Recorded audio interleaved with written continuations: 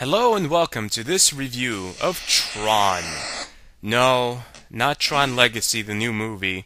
And no, not Tron, the original movie. This is a video game based on the original movie. Well, kind of. I mean, it's kind of hard to base a video game when you're working with the Atari on a movie. You have to use your imagination with these old school games. This game is pretty hard, but it's like, I'd say, one of the better Atari games I've ever played. There's definitely a skill curve involved in mastering this game. The biggest problem is the enemies.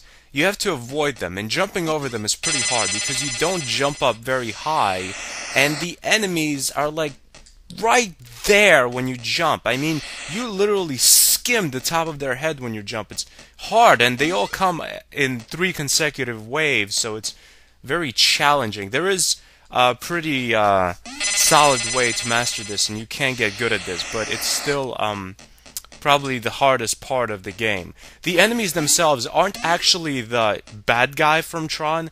They're just kind of like his clothing, like his hood. His clothing became self-aware and now wants to kill you. Yeah, it's kind of strange. The objective is simple. You have to collect all the things flying up above you. And once you do that in every stage, the stage turns blue and you can use the beam in the middle, which normally is a hindrance because it just pushes you down.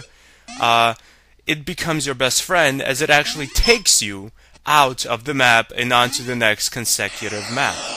You don't really have to be at the top level of the game to be taken to the next level. Basically, you can be taken to the next level anywhere from the beam. Just go ahead and touch the beam.